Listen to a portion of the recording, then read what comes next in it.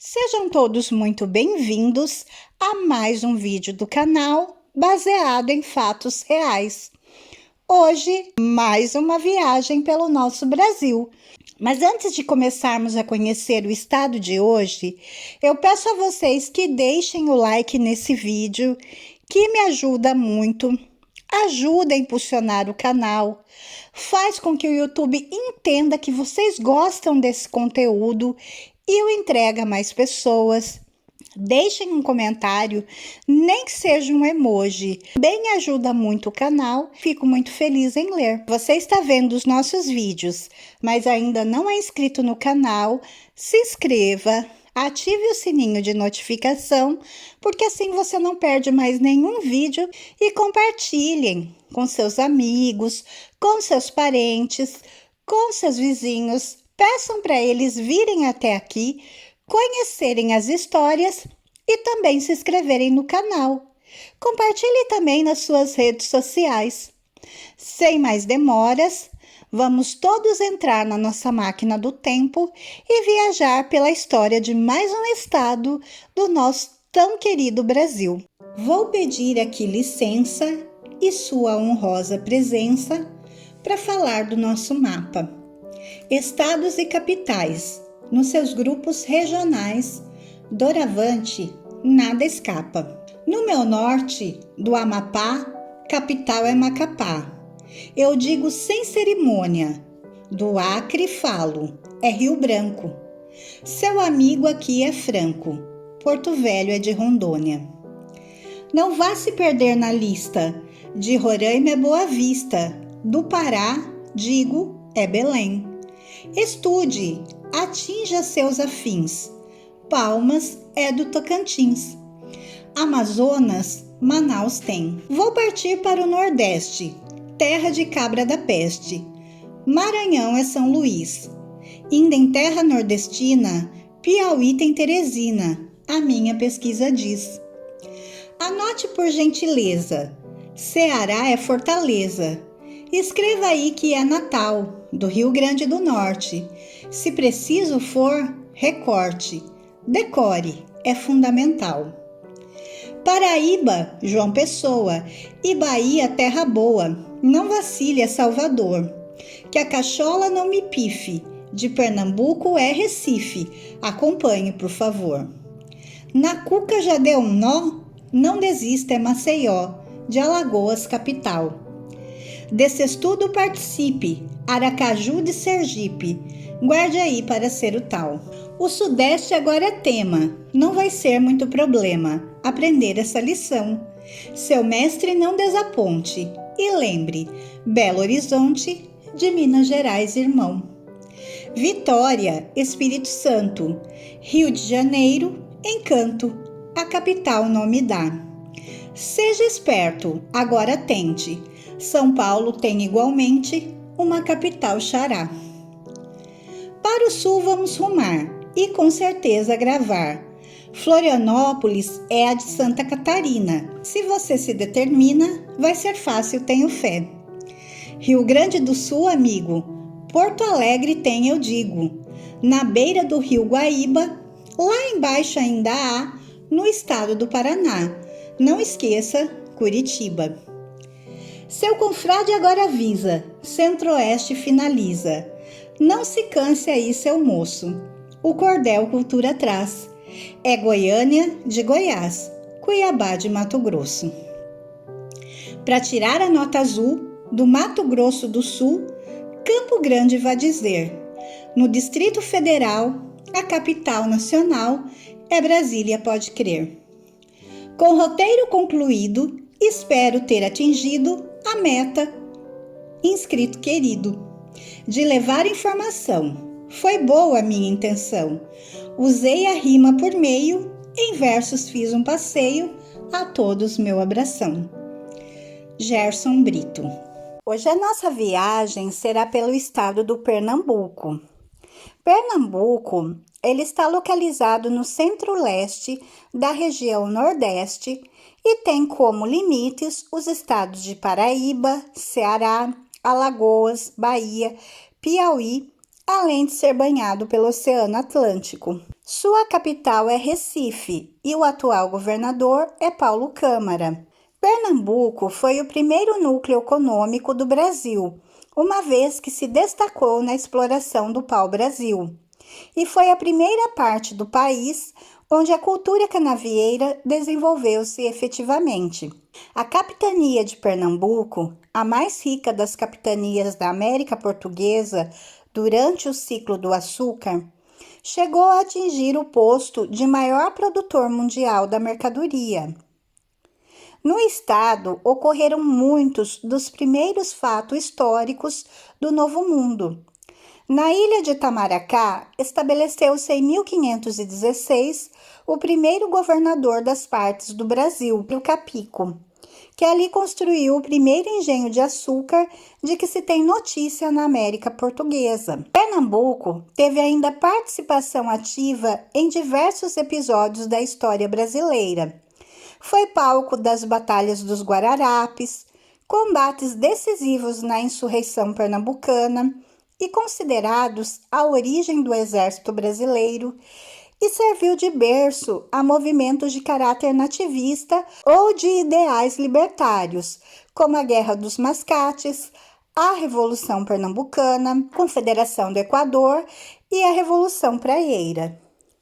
Conhecido por sua ativa e rica cultura popular, Pernambuco é berço de várias manifestações tradicionais, como a capoeira, o coco, o frevo e o maracatu, como detentor de um vasto patrimônio histórico, artístico e arquitetônico, sobretudo no que se refere ao período colonial. Em 1970, surgiu no estado o movimento armorial, que teve como figura central o escritor Ariano Suassuna. 2 décadas mais tarde, apareceu outro importante movimento que se constitui numa espécie de contraponto ao armorial, o Mangue Beat, cujo maior expoente foi o artista Chico César.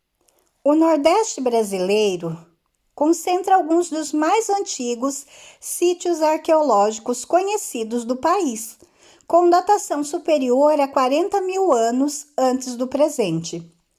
Na região que hoje corresponde ao estado de Pernambuco, foram identificados vestígios seguros de ocupação humana superiores a 11 mil anos, nas regiões de Chã do Caboclo, em Bom Jardim, e Furna do Estrago, em Brejo da Madre de Deus. Nessa última região, é descoberta uma importante necrópole pré-histórica, com 125 metros quadrados de área coberta, onde foram resgatados 83 esqueletos humanos em bom estado de conservação. Dentre os grupos indígenas que habitaram o estado, identificou-se a tradição cultural itaparica, responsável pela confecção de artefatos líticos lascados há mais de 6 mil anos. No agreste pernambucano, conservam-se pinturas rupestres, com data aproximada de 2 mil anos antes do presente, atribuídas à subtradição denominada Cariris Velhos. Na época da colonização portuguesa, habitavam o litoral pernambucano os caetés e os tabajaras, já desaparecidos. Nos brejos de altitude do estado, ainda é possível encontrar grupos indígenas remanescentes das antigas tradições, como os Pancararu, em Tacaratu, e os Aticum, em Floresta. O primeiro europeu ao chegar ao Brasil foi o navegador espanhol Vicente Yanez Pinzón, que no dia 26 de janeiro de 1500 desembarcou no Cabo de Santo Agostinho, litoral sul de Pernambuco. Entretanto, a navegação de navios castelhanos ao longo da costa americana não produziu consequências. A chegada de Pinzón pode ser vista como um simples incidente da expansão marítima espanhola. Portanto, o descobridor do Brasil foi Pedro Álvares Cabral. Em 1501, ano seguinte ao da chegada dos europeus ao Brasil, o território de Pernambuco, definido pelo Tratado de Tordesilhas como região pertencente à América Portuguesa, é explorado pela expedição de Gonçalo Coelho, que teria criado feitorias ao longo da costa da colônia, inclusive, possivelmente, na atual localidade de Igaraçu, cuja defesa seria futuramente confiada a Cristóvão Jacques. Em 1516, foi construído no litoral pernambucano o primeiro engenho de açúcar de que se tem notícia na América Portuguesa, mais precisamente na feitoria de Itamaracá, confiada ao ministro colonial Pero Capico, o primeiro governador das partes do Brasil. Em 1526, já figuravam direitos sobre o açúcar de Pernambuco na alfândega de Lisboa. No ano de 1532, Bertrand de Dornessan, o barão de Saint-Blancard, tentou estabelecer um posto de comércio em Pernambuco. Com o navio A Peregrina, pertencente ao nobre francês, o capitão Jean du Perret, tomou a feitoria de Igaraçu e a fortificou com vários canhões, deixando-o sob o comando de um certo senhor de la Motte. Meses depois, na costa da Andaluzia, na Espanha, os portugueses capturaram a embarcação francesa, que estava atulhada com 15.000 toras de pau-brasil, 3.000 peles de onça, 600 papagaios e quase 2 toneladas de algodão, além de óleos medicinais, pimenta, semente de algodão e amostras minerais. No exato instante em que a Peregrina era apreendida no mar Mediterrâneo, o capitão português Pero Lopes de Souza combatia os franceses em Pernambuco. Retomada a feitoria, os soldados franceses foram presos e La Motte foi enforcado. Após ser informado da missão que a Peregrina realizara em Pernambuco, o rei Dom João III decidiu começar a colonização do Brasil, dividindo seu território em capitanias hereditárias. Iniciou-se, então, o povoamento efetivo do território pernambucano.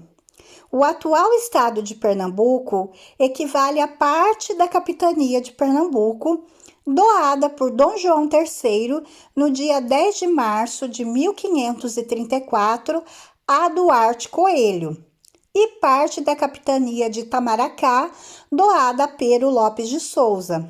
O foral da capitania de Pernambuco serviu de modelo aos forais das demais capitanias do Brasil. Em 1535, Duarte Coelho tomou posse da capitania que lhe foi concedida, princípio batizada de Nova Lusitânia, mas que pouco tempo depois recebeu a denominação que mantém até hoje. Em 1537, os povoados de Igaraçu e Olinda, estabelecidos no ano da chegada do donatário, foram elevados à vila. Olinda recebeu o status de capital administrativa e seu porto, habitado por pescadores, deu origem à atual cidade do Recife. As vilas de Olinda e Igaraçu, entre os primeiros núcleos de povoamento do Brasil, serviram de ponto de partida para expedições desbravadoras do interior da capitania. Uma dessas expedições, chefiada pelo filho do donatário, Jorge de Albuquerque, penetrou o sertão até o Rio São Francisco, assegurando o domínio e expansão do interior do território e combatendo os índios hostis. Duarte Coelho, por sua vez, tratou de instalar grandes engenhos de açúcar no território pernambucano, incentivando também o plantio do algodão. Em pouco tempo, a capitania de Pernambuco se tornou a principal produtora de açúcar da colônia. Consequentemente, era também a mais próspera e influente das capitanias hereditárias.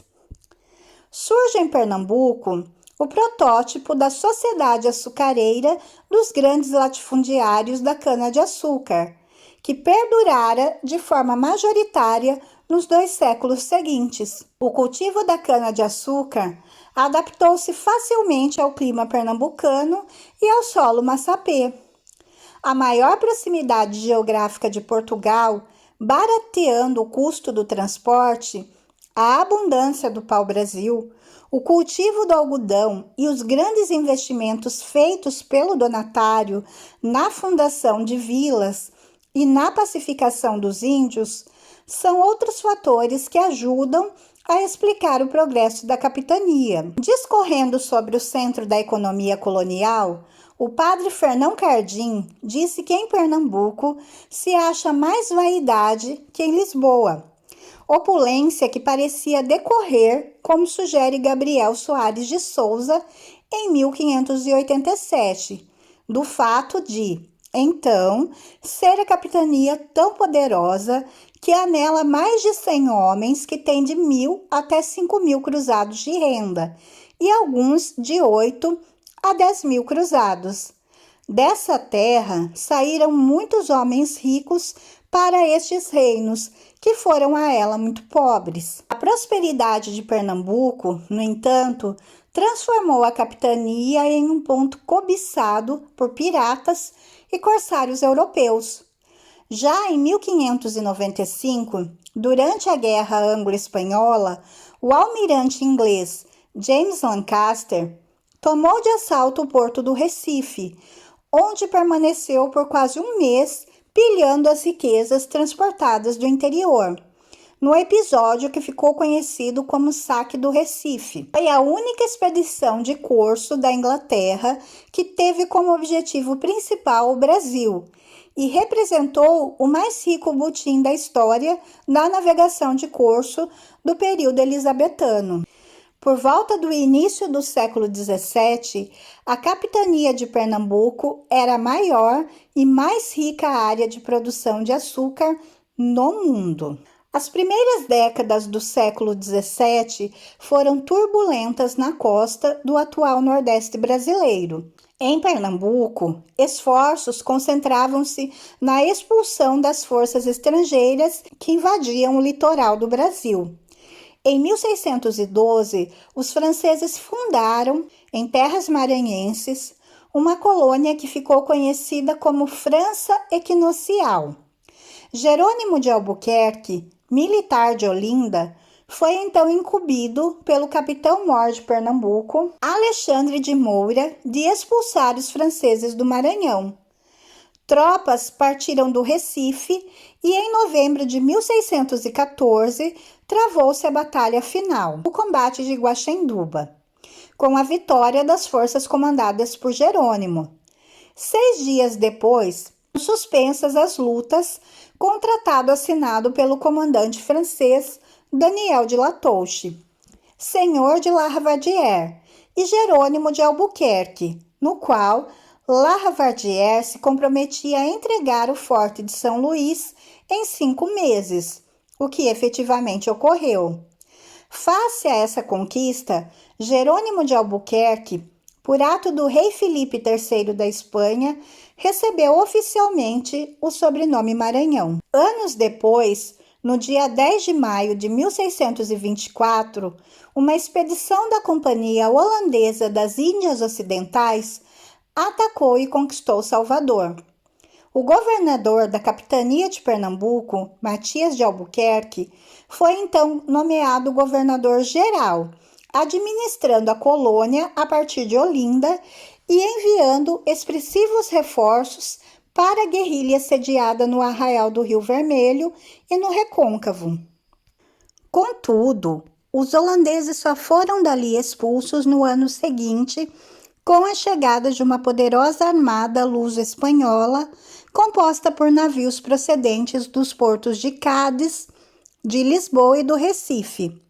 Francisco de Moura Rolim, que comandara a frota de caravelas de Pernambuco, tornou-se ainda em 1625 governador-geral, nomeado pelo seu antecessor Matias de Albuquerque. Foram, portanto, primeiros governadores gerais nascidos no Brasil. Em meados de 1626, Matias de Albuquerque procurou estabelecer posições fortificadas no porto do Recife, a fim de que se pudesse dissuadir a Companhia Holandesa das Índias Ocidentais da ideia empreendida na Bahia. De posse dos recursos obtidos no saque à frota espanhola da Prata, a Holanda arma uma nova expedição, desta vez contra Pernambuco, a mais rica de todas as possessões portuguesas. Seu objetivo declarado era o de restaurar o comércio do açúcar com os Países Baixos, proibido pela coroa da Espanha. Os neerlandeses viam na tomada de Olinda e Recife a oportunidade para impor um duro golpe no reino de Filipe. Em 26 de dezembro de 1629, partia de Cabo Verde em direção a Pernambuco uma extraordinária esquadra com 67 navios e cerca de 7.000 homens, a maior já vista na colônia, sob o comando do almirante Hendrik Lonck. Os holandeses, desembarcando na praia de Pau Amarelo, conquistaram a capitania em fevereiro de 1630 e estabeleceram a colônia Nova Holanda. A frágil resistência portuguesa na passagem do Rio Doce foi derrotada e os holandeses invadiram sem grandes contratempos Olinda. Os moradores, em pânico, fugiram levando o que puderam. Alguns bolsões de contenção foram eliminados, destacando-se a brava luta do capitão André Temudo, em defesa da Igreja da Misericórdia. Em poucos dias, Olinda e o seu porto, Recife, foram tomados. O conde Maurício de Nassau desembarcou na Nova Holanda em 1637, acompanhado por uma equipe de arquitetos e engenheiros. Nesse ponto começa a construção da Mauristade, atual Recife, que foi dotada de pontes, diques e canais para vencer as condições geográficas locais. O arquiteto Peter Post foi o responsável pelo traçado da nova cidade e de edifícios como o Palácio de Friburgo, sede do poder de Nassau, na Nova Holanda, que tinha um observatório astronômico, o primeiro do hemisfério sul, e abrigou o primeiro farol e o primeiro jardim zoobotânico do continente americano. Em 28 de fevereiro de 1643, o Recife, que é atualmente o bairro do Recife, foi ligado à cidade Maurícia com a construção da primeira ponte de grande porte da América Latina. Durante o governo de Nassau, Recife foi considerada a mais cosmopolita cidade da América e tinha a maior comunidade judaica de todo o continente, que construiu, à época, a primeira sinagoga do Novo Mundo, a Kaal Zur Israel. Na Nova Holanda, foram cunhadas as primeiras moedas em solo brasileiro, os florins, ouro, e os soldos, prata, que continham a palavra Brasil. Por diversos motivos, sendo um dos mais importantes a exoneração de Maurício de Nassau do governo da capitania pelas companhias holandesas das Índias Ocidentais, o povo de Pernambuco se rebelou contra o governo, juntando-se à fraca resistência ainda existente num movimento denominado Insurreição Pernambucana. Em 15 de maio de 1645, reunidos no engenho de São João, 8 líderes insurretos pernambucanos assinaram um compromisso para lutar contra o domínio holandês na capitania. Com o acordo assinado, começa o contra-ataque à invasão holandesa. A primeira vitória importante dos insurretos se deu no Monte das Tabocas, hoje localizado no município de Vitória de Santo Antão, onde 1.200 insurretos mazombos, armados de armas de fogo, foices, paus e flechas, derrotaram numa emboscada 1.900 holandeses bem armados e bem treinados. O sucesso deu ao líder Antônio Dias Cardoso o apelido de Mestre das Emboscadas. Os holandeses que sobreviveram seguiram para Casa Forte, sendo novamente derrotados pela aliança dos mazombos, índios nativos e escravos negros. Recuaram novamente para as fortificações em Cabo de Santo Agostinho, Pontal de Nazaré, Siriaém, Rio Formoso, Porto Calvo e Forte Maurício, sendo sucessivamente derrotados pelos insurretos, cercados e isolados pelos rebeldes, numa faixa que ficou conhecida como Nova Holanda, indo do Recife a Itamaracá. Os invasores começaram a sofrer com a falta de alimentos, o que os levou a atacar plantações de mandioca nas vilas de São Lourenço, Catuma e Tejucupapo. Em 24 de abril de 1646, ocorreu a famosa Batalha de Tejucupapo, onde mulheres camponesas, armadas de utensílios agrícolas e armas leves, expulsaram os invasores holandeses, humilhando-os definitivamente. Esse fato histórico consolidou-se como a primeira importante participação militar da mulher na defesa do território brasileiro. Com a chegada gradativa de reforços portugueses, os holandeses por fim foram expulsos em 1654, na Segunda Batalha dos Guararapes. A data da primeira das batalhas dos Guararapes é considerada a origem do exército brasileiro. Tomada a colônia holandesa, os judeus receberam um prazo de 3 meses para partir ou se converter ao catolicismo. Com medo da fogueira da Inquisição, quase todos venderam o que tinham e deixaram o Recife em 16 navios. Parte da comunidade judaica, expulsa de Pernambuco, fugiu para Amsterdã, e outra parte se estabeleceu em Nova York.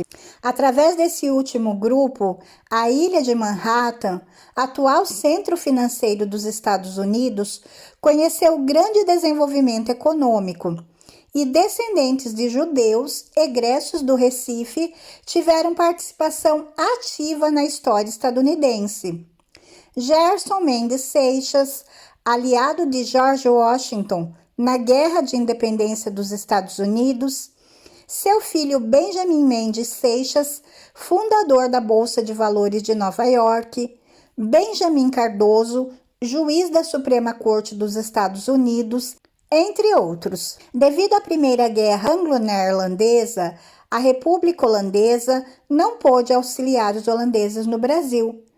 Com o fim da guerra contra os ingleses, a Holanda exige a devolução da colônia em maio de 1654, sob ameaça de uma nova invasão do Nordeste brasileiro. Portugal firma acordo com os holandeses e os indeniza com 4 milhões de cruzados e 2 colônias, o Ceilão, atual Sri Lanka, e as Ilhas Molucas, parte da atual Indonésia. Em 6 de agosto de 1661, a Holanda cede formalmente a região ao Império Português através da Paz de Haia. O Quilombo dos Palmares foi um quilombo da era colonial brasileira. Localizava-se na então capitania de Pernambuco, na Serra da Barriga, hoje região pertencente ao município alagoano de União dos Palmares. Palmares foi o maior dos quilombos do período colonial. Em 1602, já há relatos de sua existência e de envio de expedições pelo governador-geral da capitania de Pernambuco para pôr fim ao aldeamento. Chegou a abranger uma área de 150 quilômetros de comprimento e 50 quilômetros de largura, situada na capitania de Pernambuco, entre os atuais estados de Alagoas e Pernambuco, numa região de Palmeiras, daí o seu nome. Sua população teria alcançado um número estimado entre 6 mil e 20 mil pessoas, tanto pelas proporções como pela resistência prolongada, tornou-se símbolo da resistência escrava. O movimento de fuga dos escravos para a mata vinha de longe, mas a invasão holandesa em Pernambuco constituiu para eles a grande oportunidade. Por quase 70 anos, os negros fugitivos vieram com tranquilidade instalando em Palmares um tipo de estado africano baseado na pequena propriedade e na policultura. Com o fim do domínio holandês em Pernambuco, o quilombo passou a sofrer ataques dos fazendeiros e das autoridades, que viam nele uma ameaça. Enquanto existiu, Palmares atraiu os escravos para a fuga.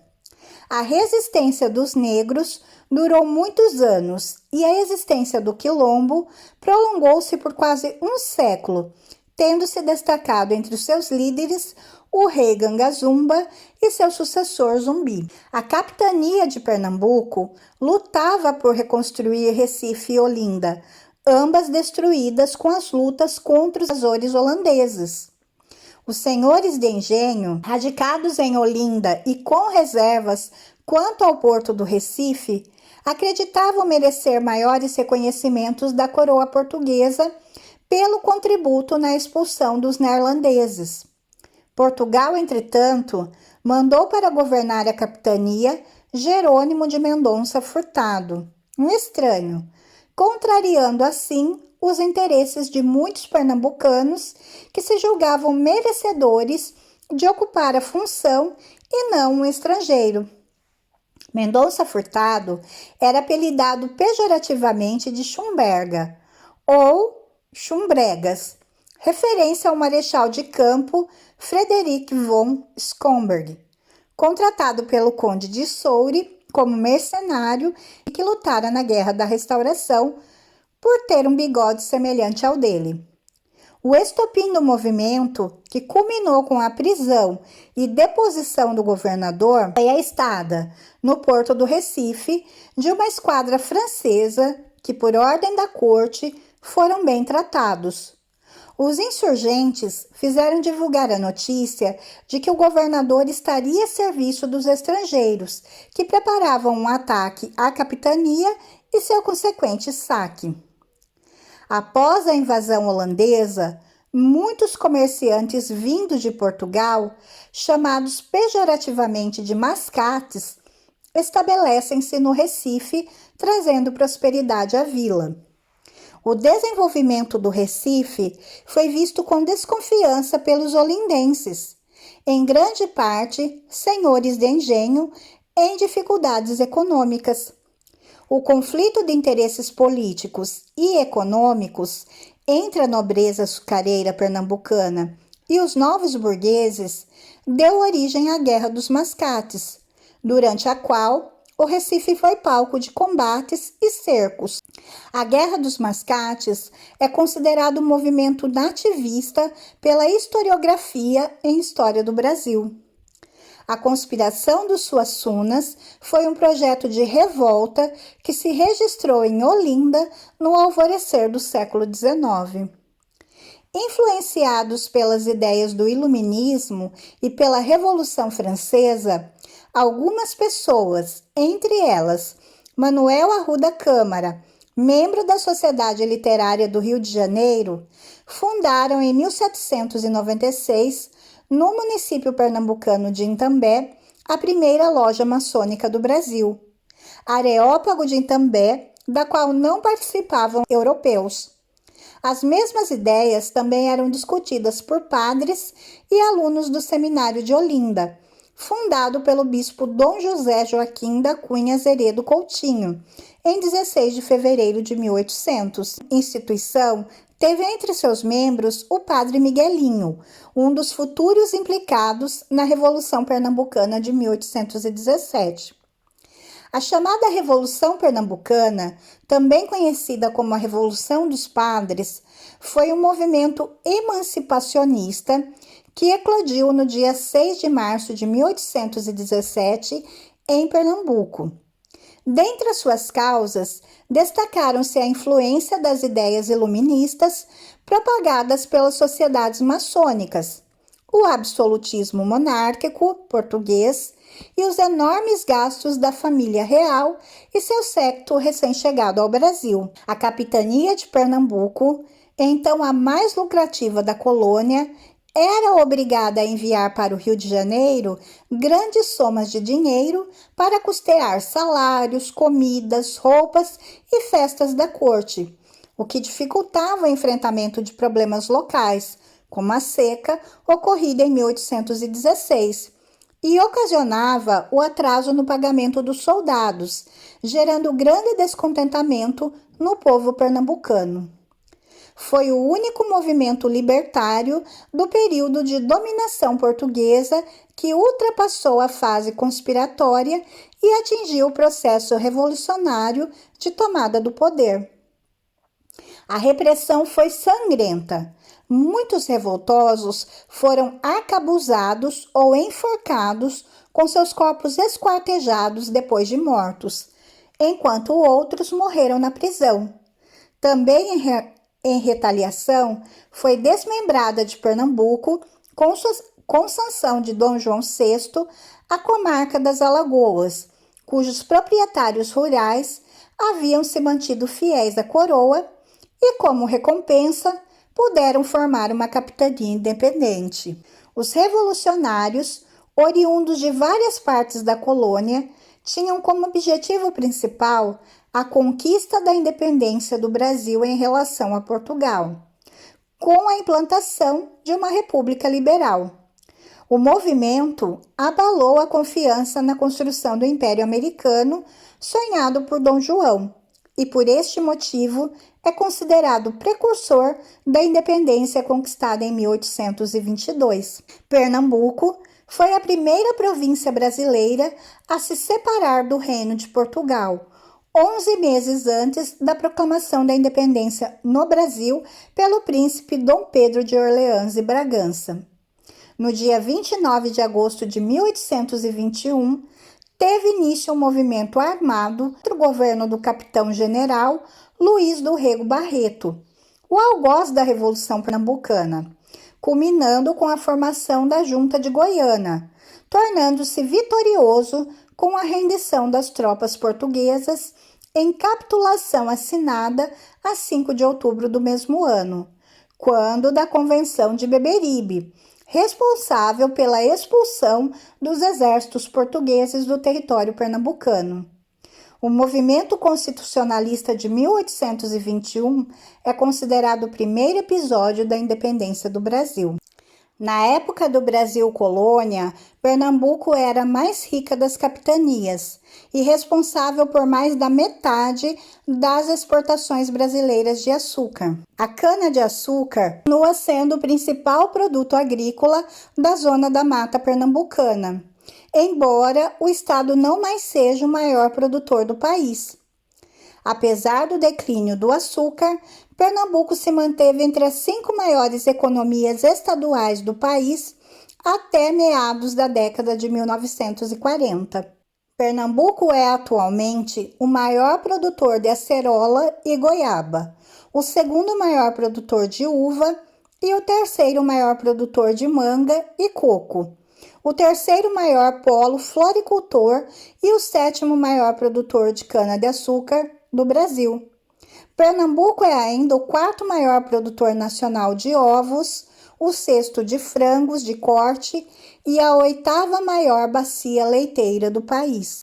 O turismo em Pernambuco oferece diversas atrações históricas, naturais e culturais. O litoral de Pernambuco tem cerca de 187 quilômetros entre praias e falésias, zonas urbanas e locais praticamente intocados. Além do litoral continental, o estado possui o arquipélago de Fernando de Noronha, um dos destinos nacionais mais conhecidos no exterior. O arquipélago foi declarado Patrimônio Natural da Humanidade pela Unesco. A cultura pernambucana é uma das culturas mais ativas, ricas e diversificadas do Brasil. Sua base é a luso-brasileira, com influências africana, indígena, judaica e holandesa. Trata-se de uma cultura bastante particular e típica, mas extremamente variada, constituindo um dos pilares da cultura brasileira. Primeiro núcleo econômico do país, Pernambuco é uma área de povoamento muito antiga. Dentre as principais festividades estão o Carnaval do Recife, multifacetado, com formas diferentes de carnaval de rua, desfiles de agremiações carnavalescas e apresentações de cantores e conjuntos musicais em palanques específicos. O Recife possui o maior bloco carnavalesco do mundo, o Galo da Madrugada. Em 1995, o Galo reuniu mais de 1 milhão de pessoas, façanha que o incluiu no Guinness. O Carnaval de Olinda é conhecido mundialmente pelos desfiles dos bonecos de Olinda, bonecos de mais de 2 metros, coloridos e de fácil localização. Saem às ruas junto com os foliões. A festa é realizada no centro histórico da cidade. No interior, destaca-se o São João de Caruaru, com diversos polos de animação, shows, apresentação de grupos folclóricos e regionais e culinária típica. As manifestações folclóricas surgiram em Pernambuco ao longo dos anos. O frevo, uma das principais delas, é o símbolo do carnaval Recife Olinda e se caracteriza pelo ritmo musical acelerado e pelos passos de dança que lembram a capoeira. O Maracatu Nação, também conhecido como Maracatu de Baquê Virado, é uma manifestação cultural da música tradicional pernambucana afro-brasileira. Os grupos apresentam um espetáculo repleto de simbologias e marcado pela riqueza estética e pela musicalidade. O Maracatu Rural, também conhecido como Maracatu de Baque Solto, é outra manifestação cultural de Pernambuco, na qual figuram os conhecidos caboclos de lança. O Maracatu Cambinda Brasileira é o mais antigo em atividade no país. Maracatu Rural significa para seus integrantes algo a mais que uma brincadeira. É uma herança, motivo de muito orgulho e admiração. O baião, gênero de música e dança, teve como maior expoente o pernambucano Luiz Gonzaga. O ritmo, ao lado de outros como o xote, faz parte do chamado forró. Já o chachado, dança típica originária do sertão, é exclusivamente masculina e foi divulgada numa vasta área do interior pelo cangaceiro Lampião e pelos integrantes do seu bando. A culinária de Pernambuco foi influenciada diretamente pelas culturas europeias, africana e indígena. Diversas receitas originais provenientes de outros continentes foram adaptadas com ingredientes encontrados com facilidade na região, resultando em combinações únicas de sabores, cores e aromas.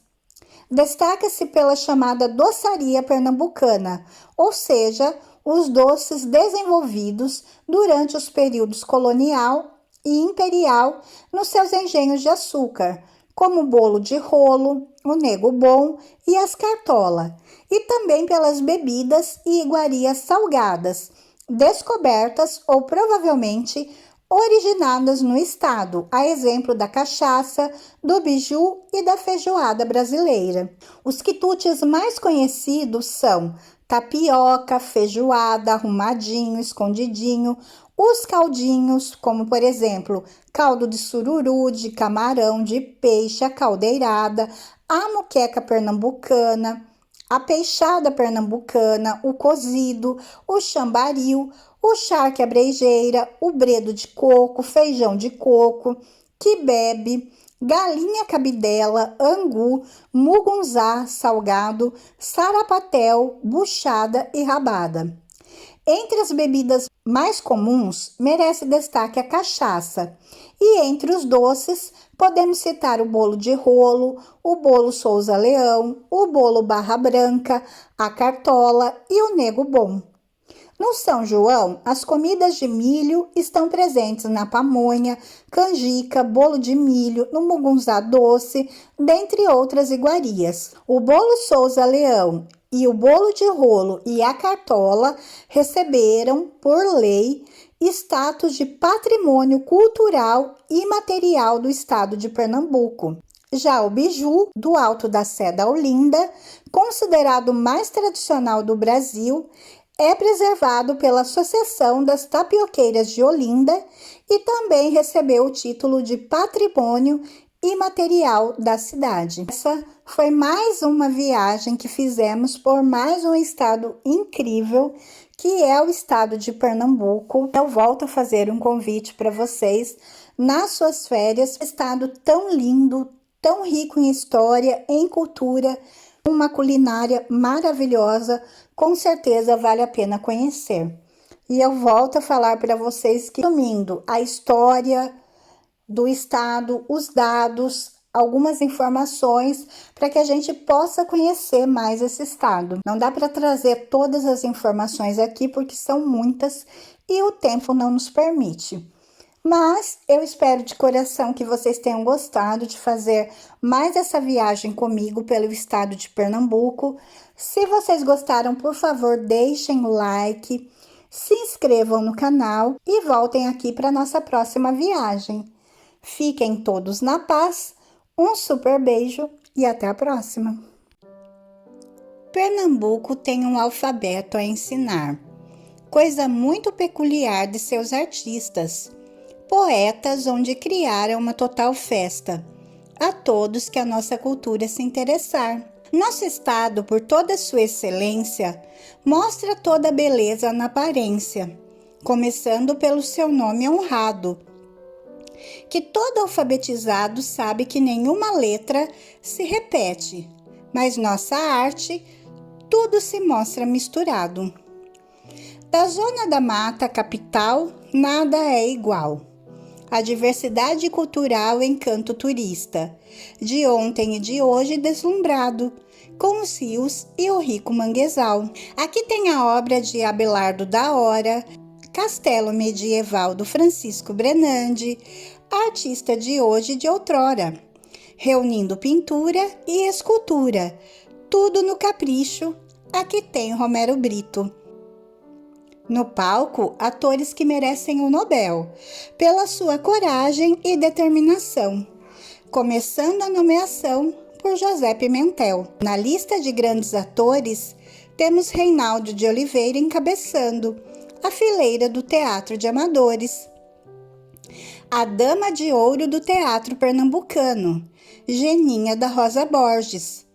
Outros que minhas rimas irão abraçando, com louvor e admiração artística e poética, um grande acervo de cultura eclética. Pernambuco não cabe numa pequena poesia, talvez precisasse reinventar outra cantoria, para demonstrar o amor e todo encanto, levando de canto a canto dessa nação brasileira essa criativa brincadeira, com rimas e versos, diversos de muita luz e emoção.